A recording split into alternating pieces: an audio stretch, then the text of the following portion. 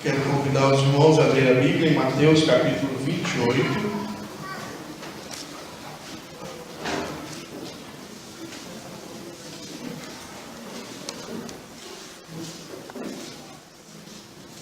Quero ler com vocês o versículo 18, 19 e 20. Nesse final de semana nós tivemos a nossa 9ª conferência missionária da nossa igreja. E ontem à noite esteve conosco aqui a Esther, é missionária em tempo integral da MPC, trabalhando com a MPC em Jacareí. Falou um pouquinho sobre a história da MPC, falou também a respeito do nosso trabalho aqui na cidade com a Escola da Vida, com a evangelização de crianças, adolescentes e jovens dentro das escolas daqui da cidade. Hoje de manhã eu falei sobre a evangelização, a necessidade da evangelização, falando sobre que a evangelização responde à pergunta, qual é a pergunta? Salvo de quê? Né? Então nós vimos aqui uma explanação bíblica hoje de manhã a respeito daquilo que a Bíblia nos ensina sobre salvação. Então a importância da evangelização. Somos salvos. Salvos de quê? Então nós ouvimos isso pela manhã. E hoje à noite, para a gente encerrar a importância do discipulado. Tá? Então o tema que eu quero que você entenda hoje é: discipulado para quê? Então nós vamos tentar responder essa pergunta dentro de uma explanação bíblica sobre o discipulado, tá bom? Mateus 28, versículo 18 a 20. Então Jesus aproximou-se deles e disse: foi-me dada toda a autoridade nos céus e na terra. Portanto, vão e façam discípulos de todas as nações, batizando-os em nome do Pai, e do Filho, e do Espírito Santo, ensinando-os a obedecer a tudo o que eu lhes ordenei. E eu estarei sempre com vocês, até o fim dos tempos. Amém? Muito bem. Eu quero então continuar nessa noite com o passo seguinte. O primeiro passo é a evangelização. O segundo passo é o discipulado. A evangelização é o passo fundamental para se ganhar uma pessoa para Cristo. O alvo da evangelização é levar o ser humano à salvação que só há em Cristo. Então, por que evangelizamos? Porque nós queremos levar o ser humano à salvação que só há em Cristo Jesus. A evangelização é rápida, a evangelização é dinâmica. A evangelização pode ser realizada em qualquer pessoa. Não é preciso ter um vínculo de amizade ou de intimidade. Você pode evangelizar qualquer pessoa. Se você se desafiar e dizer: amanhã, segunda-feira, eu quero falar a respeito do Evangelho para uma pessoa em 15 minutos, você teve uma aula de escola dominical hoje, que dá para você fazer isso. Basta você relembrar aquilo que nós vimos. Então a evangelização é rápida, ela é dinâmica, ela não requer vínculo. Você pode fazer ela em qualquer momento, em qualquer lugar, com qualquer pessoa, tranquilamente. O maior evangelista vivo hoje chama-se Billy Graham. Ele evangelizou milhões de pessoas. Billy Graham tem um ministério frutífero na evangelização. Ele evangeliza como? Através de conferências, de livros, rádio, televisão e também com certeza pessoalmente. Muitas pessoas, encontraram a salvação através do ministério de Billy Graham e nunca o conheceram pessoalmente. Há com certeza no Brasil pessoas evangelizadas pelo Billy Graham. ele veio no Brasil várias vezes. Fazia as conferências em estádio e milhares de pessoas enchiam o estádio para ouvir Billy Graham falar do amor de Jesus. Agora, muitos ali nunca apertaram a mão do Billy Graham. Não sabe onde ele mora, não sabe qual a comida predileta dele, não sabe absolutamente nada do Billy Graham. Discipular é o passo seguinte da evangelização. Enquanto a evangelização responde à pergunta, salvo de quê? O discipulado responderá à pergunta, discipulado para quê? Enquanto a evangelização é possível realizar sem vínculo pessoal, o discipulado requer envolvimento, o discipulado requer dedicação de tempo e o discipulado requer compromisso das duas partes. O discipulador e aquele que está sendo discipulado. Não dá para você discipular uma pessoa sem você ter um vínculo com aquela pessoa. É totalmente contrário ao discipulado. Veremos nas Escrituras, através das Escrituras, que o ideal que Deus quer para nós é que nós devemos evangelizar e fazer discípulos. Por isso o tema da nossa conferência é: nossa tarefa é evangelizar e fazer discípulos. Então nós não podemos deixar um dos dois sem fazer. Quantos aqui já foram em um evento assim grande de evangelismo e viram pessoas indo na frente, aceitando Jesus e levantando a mão? Quantos já foram? Quem? Quantos aqui já viram alguma pessoa daquelas que foram ali na frente, levantaram a mão e nunca mais você viu ela na igreja? Sabe por quê? Porque ela foi evangelizada, mas ela não foi discipulada. Então o grande erro nosso é achar o seguinte: vem aqui, vou falar de Jesus para você. Aí você fala de Jesus, a pessoa fica interessada, diz, eu acho que eu quero. Aí você fala assim para ela assim, então você vai fazer a oração comigo. Que eu vou falar, você vai repetir. Senhor Jesus, Senhor Jesus, eu te aceito. Como Senhor da minha vida, como Senhor da minha vida. Te agradeço. Por perdoar os meus pecados. Agora entra no meu coração, Amém. Você está salvo. Quem já viu isso? Quem disse que tem que se fazer isso?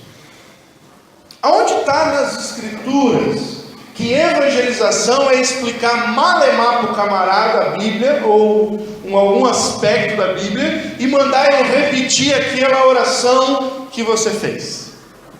Isso não tem nas Escrituras, irmãos. Isso é método inventado por homens. E aí você tem lá um número, ganhei um para Jesus. Aí uma semana depois procura essa pessoa e veja onde ela está. Se ela realmente está servindo a Jesus ou não.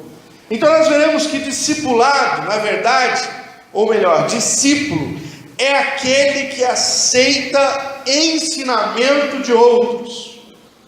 O discípulo é aquele que aceita o ensinamento de outros. Enquanto evangelizar você pode fazer com qualquer um, discipulado não. Porque você precisa perguntar para aquela pessoa se ela está razoavelmente interessada em ser ensinada. Se ela não tiver interesse em ser ensinada, ela não pode ser um discípulo. Porque o discípulo precisa saber ouvir. Ele precisa dar ouvidos ao seu mestre. Na Bíblia nós vamos ver que era comum líderes espirituais terem os seus discípulos, ou mais conhecido também, aprendizes. Era uma regra que os filósofos usavam. Os filósofos ensinavam outros a serem filósofos. Então aquele mini filósofo, Ele andava com o filósofo na Grécia para aprender o que aquele homem sabia de sabedoria e reter essa sabedoria para que depois ele pudesse passar para outras pessoas. No caso da Bíblia, a mesma coisa. No Antigo Testamento, os profetas faziam isso. Eliseu foi um discípulo de Elias.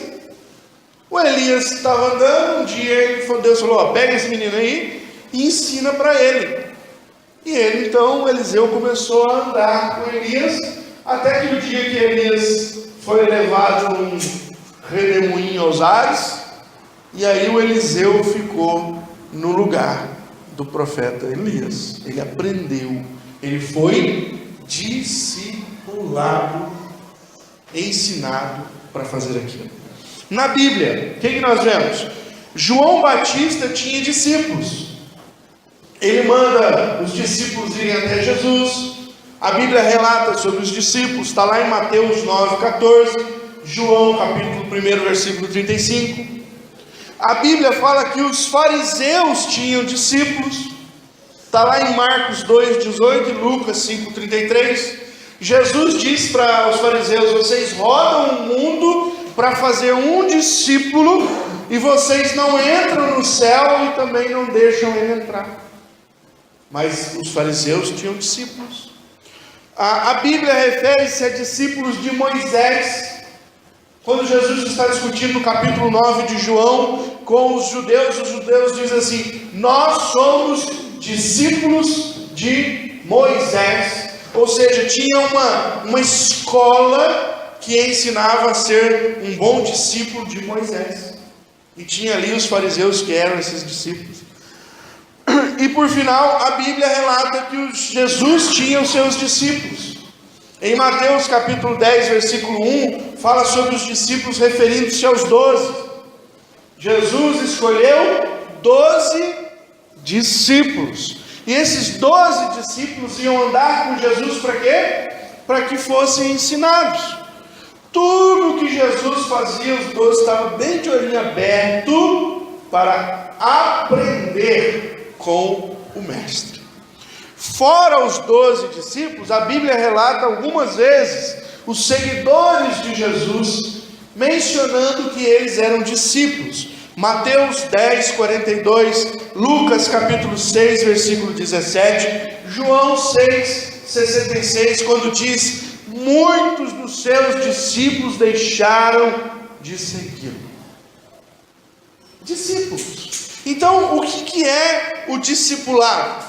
O discipulado é você ter a aptidão, ter também a coragem e ter a ousadia de ensinar outra pessoa a seguir Jesus, como diz o texto que nós lemos, ensinando eles a guardarem todas as coisas. Aqui na nossa versão, ensinando-os a obedecer a tudo o que eu lhe ordenei. O discipulador, espiritualmente, ele ensina absolutamente tudo, em todas as áreas, para o seu discipulado. É isso que Jesus fazia, e é isso que ele mandou a gente fazer. Nós não podemos fazer meia evangelização. A evangelização, ela termina com um bom discipulado. Então, se você ganhou alguém para Cristo, lembre, você ganhou um discípulo. Agora, o que a gente faz? A gente ganha alguém para Cristo, chega dentro da igreja e diz: bom, senta aí e se vira agora. Não. Ele precisa ser ensinado. Ele precisa de um discipulador. Então, nessa noite, eu vou dizer para você, desafiar você a ser um discipulador. Para que a pessoa precisa ser discipulada? Rapidamente, o discípulo, ou melhor, o discipulado visa, primeiro, levar todo cristão a um compromisso com Jesus.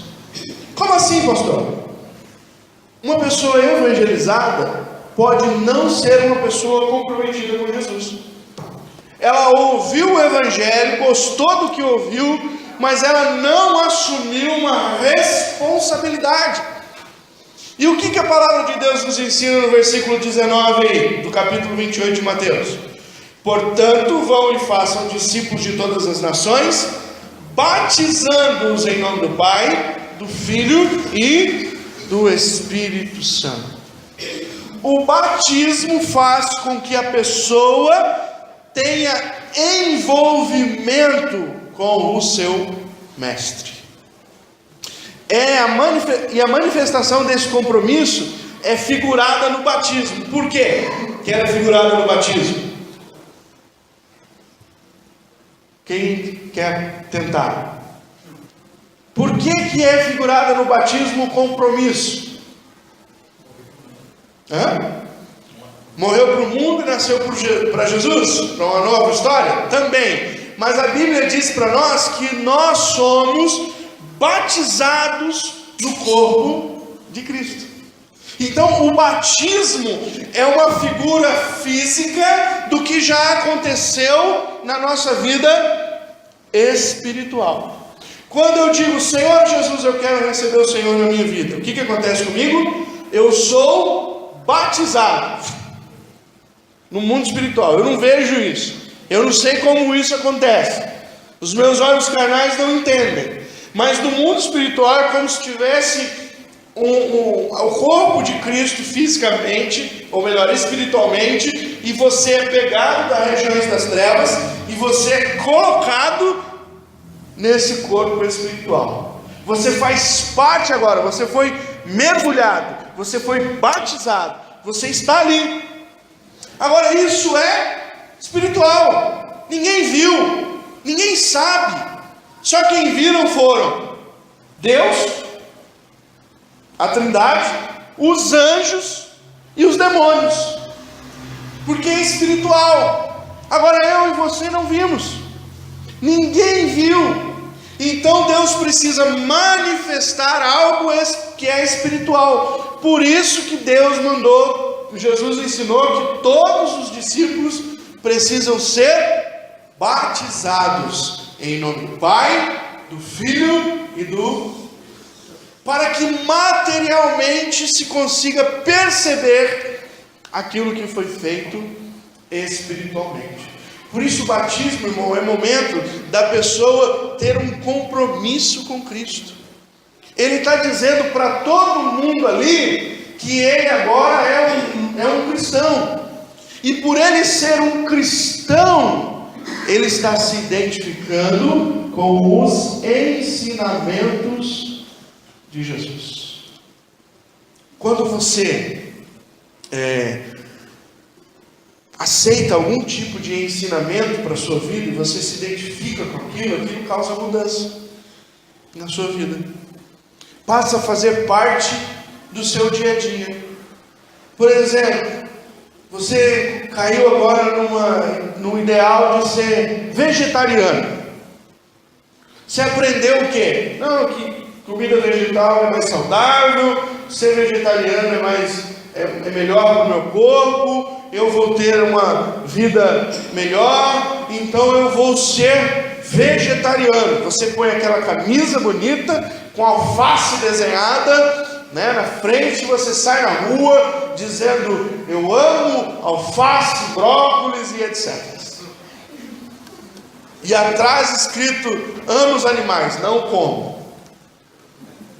Você virou um vegetariano. E isso mudou radicalmente a sua maneira de viver. Quando alguém chama você para um churrasco, você fala assim, não, eu sou vegetariano.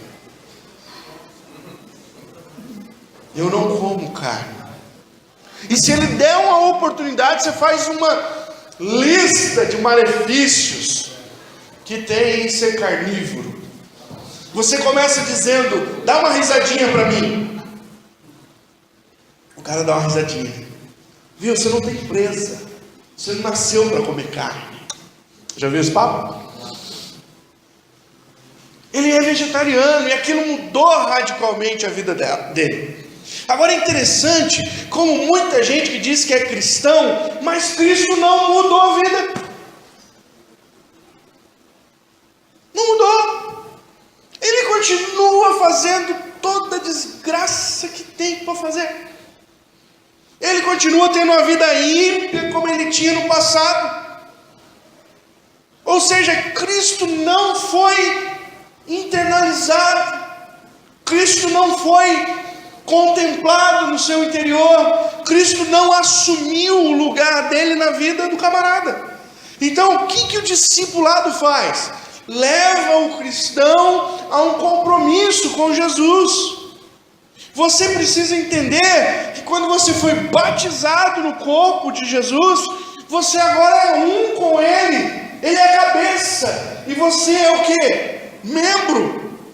E mais, a Bíblia diz que quando Ele se manifestar, seremos como Ele é. Um mistério que a gente não entende direito. Jesus orou: Pai, que eles sejam um comigo, assim como eu sou contigo.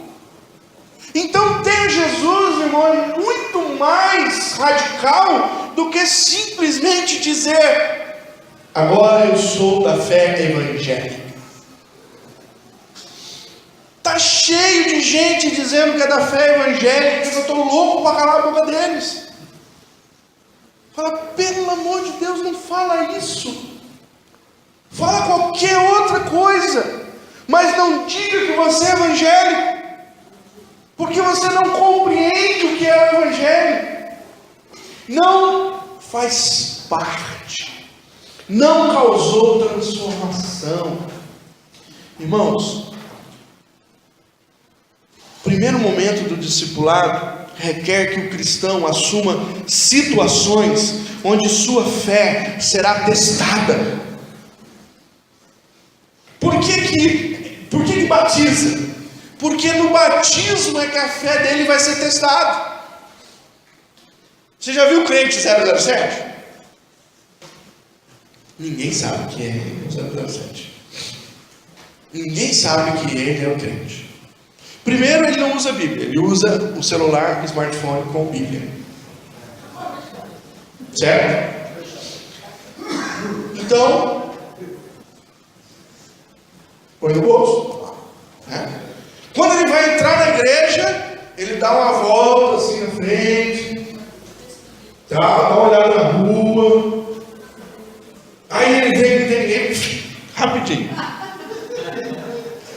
Quando ele encontra algum irmão na rua, ele dá uma baixada, corre, né? Ele é o crente 007. Ele não quer o quê? Compromisso. E o primeiro passo do discipulado é dizer: cara, vem cá, você precisa ter um compromisso com Jesus. Se você não tiver um compromisso com Jesus, você não tem Jesus. E aí a coisa fica feia, porque se você não tem Jesus, eu preciso explicar totalmente tudo para você novamente. Vamos voltar, vamos zerar e começar de novo. Olha o que aconteceu em Atos. Abre comigo. Atos capítulo 19, versículo 18 e 19.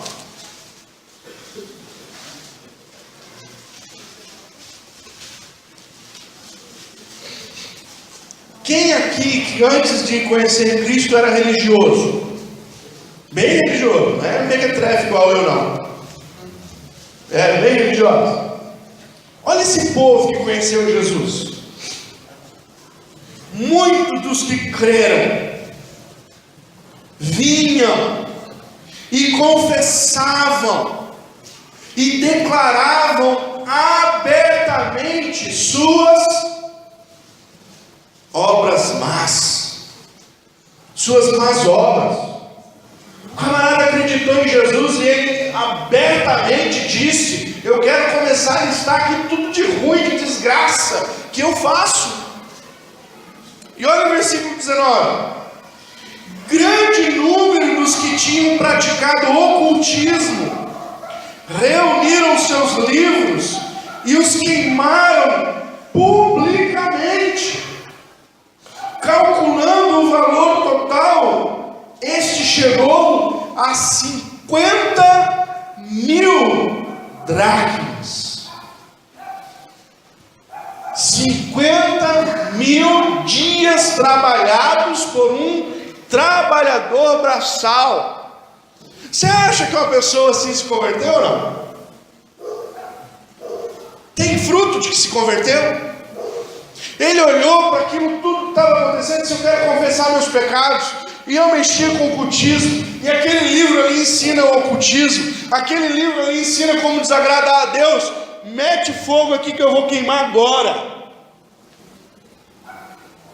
Houve um compromisso aberto, claro, na presença de todos com Jesus. O primeiro momento do discipulado requer que o cristão assuma situações onde a sua fé vai ser testada. O camarada que não se converteu muito, o que ele faz? Esse livro aqui misturou as bandinhas da hora. Esse aqui eu não vou queimar não. Vai que, né? Vai que eu desista. E eu quero voltar. E lá não tinha impressora que tem hoje. Lá não tinha Saraiva, só ir lá comprar outro. Era difícil. Eu vou guardar essa aqui.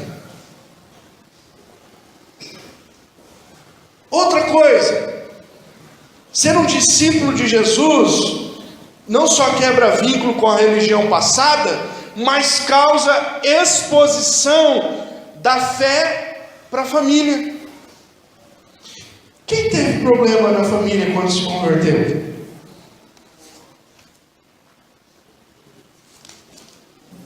Você pode escolher. Eu quero continuar com Jesus e ter problema na família, ou eu quero não ter problema na família e vou largar Jesus. Compromisso. O grau de compromisso que você tem com Cristo vai evidenciar a sua escolha. Mateus capítulo 10, versículo 34 até o 38. Olha que palavra animadora de Jesus.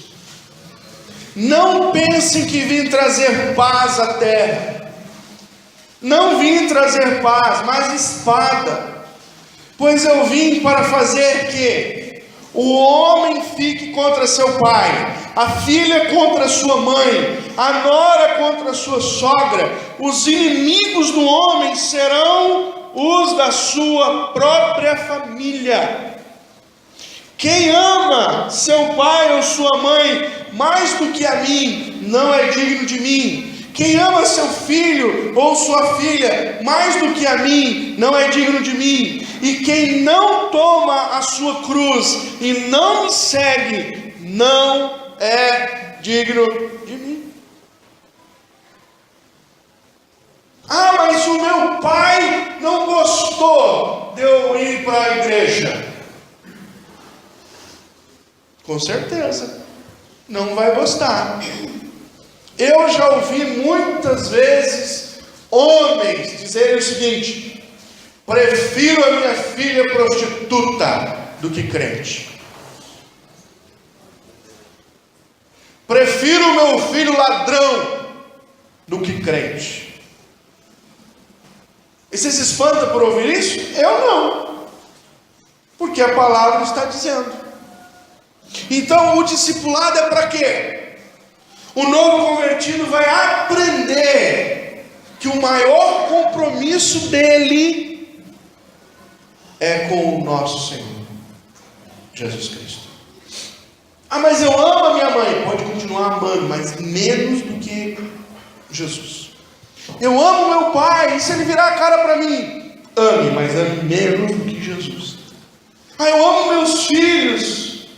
Eles não vão querer uma mãe, um pai crente, careta. Ame menos do que você ama Jesus. Porque se você não amar, você não entendeu o grau de compromisso que você precisa ter com Jesus. E nós precisamos ensinar isso às pessoas. Elas precisam aprender que o primeiro passo do discipulado é ensinar compromisso com Cristo. Segundo passo, rapidamente, O discipulado visa levar o cristão a um compromisso espiritual consigo mesmo. Isso chama-se amadurecimento espiritual. O que eu preciso ensinar para as pessoas? O que eu preciso ensinar para os novos convertidos? Eu preciso ensinar que eles têm que crescer espiritualmente.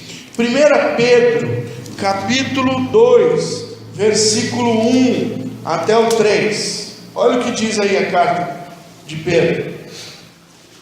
Portanto, livrem-se de toda maldade, de todo engano, hipocrisia, inveja e toda espécie de maledicência.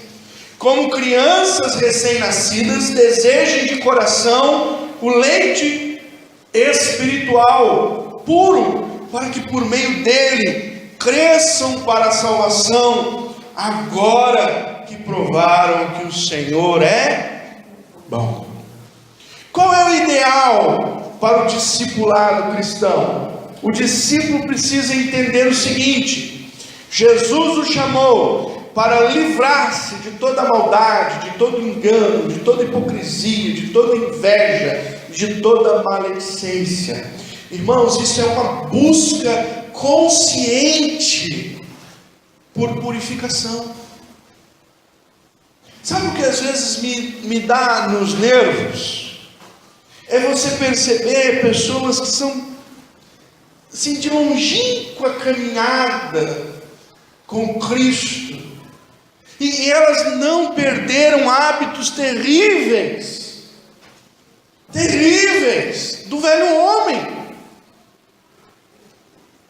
Olha, mas Jesus disse para você que a sua caminhada é uma purificação espiritual, e você continua tendo maldade, fazendo mal às pessoas, você continua enganando, você continua sendo hipócrita, você continua tendo inveja, e você continua tendo uma boca horrível. Como? O cara tem 25 anos que ele está na igreja, todo santo domingo, faça chuva ou faça sol, e faz 25 anos que ele assiste futebol e ele xinga o árbitro. Ah, pastor, mas futebol não tem nada a ver. Como não tem nada a ver? Não entendeu. Pedro diz: olha, você precisa crescer, você precisa desejar o espiritual. A palavra de Deus é o leite espiritual que nos purifica, que nos livra, nos limpa do velho homem. Como que isso acontece? Só através do discipulado. O discipulado visa levar o cristão ao crescimento espiritual através do ensino das Escrituras. O texto que eu li aqui no começo, Atos 2:42, diz que eles estavam reunidos em comunhão e aprendendo os ensinos dos apóstolos. Sabe qual é a grande crise que nós estamos vivendo hoje nas igrejas evangélicas? É que o culto do ensino da palavra acabou. Por que acabou? Porque não tem ibope. Não tem ibope. Faz um culto aqui, quarta ou quinta-feira à noite, e chama os crentes para aprender a palavra. Não vem. Fica assistindo novela, fica viajando, navegando na internet, arruma alguma coisa para fazer, não vem. Várias igrejas têm acabado a escola bíblica dominical. Por quê? Porque o crente não quer ir mais. Ah, é chato, pastor. Legal é culto, que tem uns tem que ter um culto mais. Ufa. Culto para ficar aprendendo a palavra, lendo palavra, coisa chata, fadonho, dá sono na gente. O discipulado visa levar o cristão a um crescimento espiritual através do ensino das Escrituras. Irmão, se você não tem vontade de aprender as Escrituras, caia de joelho, peça misericórdia e peça para Deus te dar fome e sede da palavra. Porque se você não tiver fome e sede de aprender as coisas de Deus, teu coração está longe dele. Longe. Paulo criticou os coríntios por causa da sua imaturidade espiritual. Ele disse: olha, eu queria estar conversando com vocês coisas profundamente espirituais, mas eu tenho que novamente dar a vocês beber um leite, porque vocês são crianças, vocês não cresceram, vocês não desenvolveram. Então há uma grande crise. O discipulado tem que levar o cristão a um discipulado, a um compromisso espiritual consigo mesmo. Eu preciso crescer espiritualmente, eu preciso buscar isso claramente, eu preciso ter um afinco para buscar de alguma maneira o crescimento espiritual. E por último, irmãos, o discipulado visa levar o cristão a um compromisso com o reino de Deus. Quero convidar você para ler Mateus capítulo 6, versículo 33. É um dos versículos que eu mais gosto da Escritura.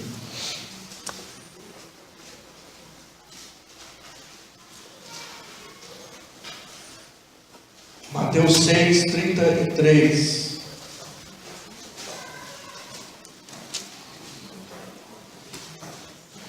Busquem, pois, em primeiro lugar as suas vontades. É isso aí que está escrito em sua Bíblia? Mateus 6, 33. Busquem, pois, em primeiro lugar aquilo que agrada o coração de vocês. Busquem, pois, em primeiro lugar aquilo que vai trazer dinheiro para dentro da sua casa. Não, também? Agora fala a verdade, você não gasta muito mais força sua buscando essas três coisas que eu falei do que buscando o reino de Deus? Então nós não estamos obedecendo.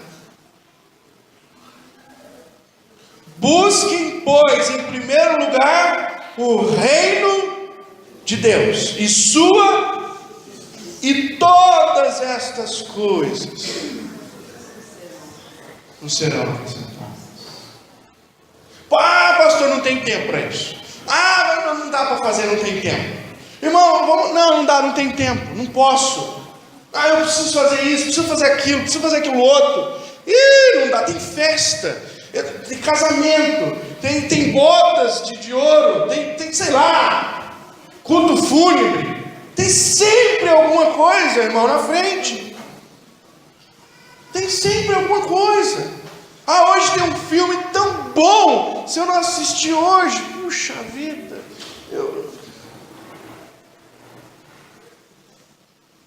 O discipulado visa levar o cristão a um comprometimento com o reino. O discípulo entenderá que sua vida é agora uma oferta para o Senhor. A minha vida em Cristo é uma oferta. O meu culto é oferta agradável. O meu corpo como sacrifício santo, justo e agradável a Deus. Mas o que eu faço é o contrário. Eu realizo as minhas vontades e as minhas necessidades. E se sobrar tempo, eu faço algo para o Senhor.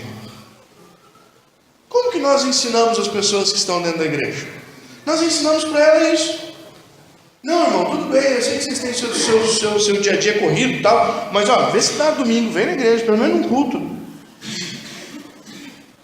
No máximo, pelo menos um culto, vai. Você consegue. Não é assim? A gente quase implora, pelo amor de Deus, para pelo menos um culto, o camarada está presente na igreja. E ele se sente realizado quando na semana um culto ele esteve na presença do Senhor. Paulo entendeu o compromisso com o reino, e ele diz lá em Gálatas, capítulo 2, versículo 20, um dos versículos mais profundos da dedicação do apóstolo Paulo ao Senhor. Ele diz assim: fui crucificado com Cristo, assim já não sou eu quem vive, mas Cristo vive em mim. A vida que agora vivo nesse corpo, vivo pela fé no Filho de Deus, que me amou e que se entregou por mim. Paulo está dizendo: não existe nada que nesse corpo eu não queira fazer para Deus. E nós dizemos ao contrário: não existe nada nesse corpo que eu queira fazer para Deus. Eu quero fazer tudo para mim. E se eu tenho que fazer algo para Deus, muitas vezes eu vou empurrado. Eu vou porque alguém pediu muito para eu fazer. Eu faço quando tem alguém me apurrinhando. Ou não faço. Sumo. Dou um tempo. Para que ninguém me peça nada. Abrir minha casa? Não, imagina. Aquele povo da igreja é bagunceiro. Os meninos da igreja, meu Deus do céu. Vai fazer bagunça na minha casa. Vai botar o pé na parede. Tem que chamar o Laércio para pintar depois. Fez propaganda, hein, Laércio? É brincadeirinha. Em Mateus 16, 24 ao 27, Jesus ensinou o compromisso de segui-lo para os seus discípulos, inclusive com o preço, com a possibilidade deles perderem a própria vida. Então Jesus disse aos seus discípulos: se alguém quiser acompanhar-me, negue-se a si mesmo, tome a sua cruz e siga-me. Pois quem quiser salvar a sua vida, a perderá, mas quem perder a sua vida por minha causa, a encontrará.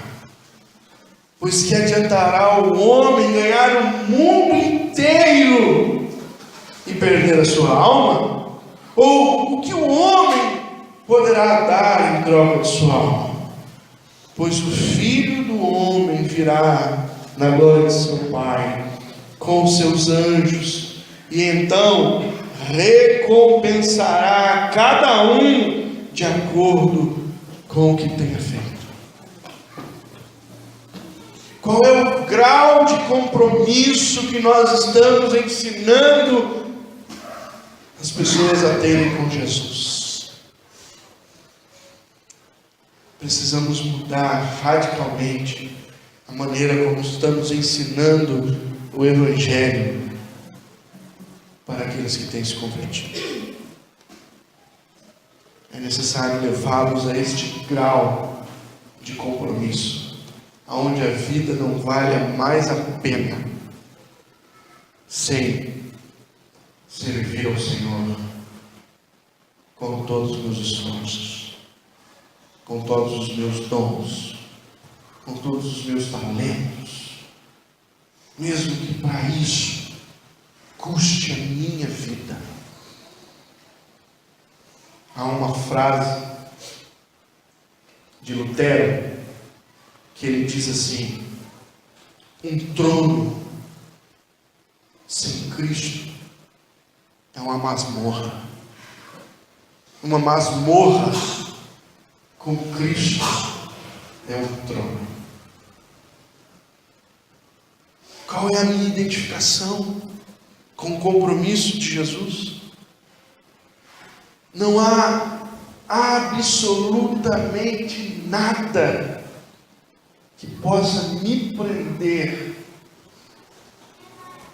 neste mundo, nas coisas neste mundo, a não ser o Senhor Jesus. Um grande missionário muito rico vendeu tudo que tinha, desfez de todo o seu dinheiro, todos os seus recursos. Ele abriu mão e ele disse: vou fazer missões. E as pessoas disseram para ele assim: você é louco? Você tinha uma fortuna e você abriu mão da fortuna? E ele disse assim: se Jesus é Deus e Ele deu a sua vida por mim, não há sacrifício tão grande que eu possa fazer por Ele. Qual é o teu grau de comprometimento com o Evangelho de Jesus? Se você fosse ensinar as pessoas e discipular alguém, o que você teria para discipular? O que você ensinaria para essa pessoa? Pense nisso, meus queridos irmãos, porque a nossa tarefa é evangelizar e discipular. Ninguém foi chamado por Jesus para ficar vindo no culto domingo à noite. O nosso compromisso com Cristo tem que ser com a sua palavra e com o seu reino. Leve os discípulos a terem compromisso com Cristo. Diga às pessoas a importância delas batizarem. Diga às pessoas a importância delas causarem confusão na família delas. Diga a elas a importância de renegarem aos deuses antigos. Leve-as a um compromisso com Jesus. Diga às pessoas que é importante ter um compromisso espiritual consigo mesmo, o amadurecimento espiritual, a importância de você ter uma busca consciente pela purificação, desejando a palavra e deixando para trás, abnegando as coisas do velho homem. Ensine que é preciso crescer. Leve as pessoas a um compromisso com o reino de Deus. Nada pode ser mais importante para nós do que Cristo ser conhecido em todos os lugares. Nada pode ser. Quero concluir dizendo o seguinte: Deus desafiou cada um dos seus filhos a tornarem-se discipuladores de outros. Quando você lê Mateus 28, 19 e 20, Jesus não está falando para os 12 somente. Ele está falando para você. Vá e faça discípulos, ensinando-os a guardar todas as coisas que os tenho ordenado. Amém? Feche teus olhos, quero orar com você.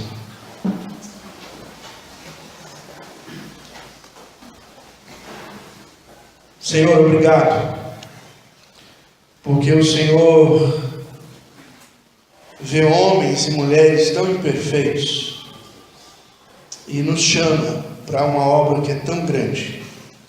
Há tanta incapacidade em nós que às vezes a gente sente vontade de recuar. Mas, Senhor, eu creio que todo o poder foi dado ao Senhor no céu e na terra. Eu creio que o Senhor desafiou a minha vida, como o Senhor desafiou a vida de cada um dos meus irmãos aqui, a serem discipuladores. E a minha oração nessa noite é que o Senhor os incentive para a tua honra e glória. Ajuda-o, Senhor, a cada um de nós a fazermos discípulos que honrem e glorifiquem no teu santo e maravilhoso nome. É o que oramos, em nome de Jesus. Amém.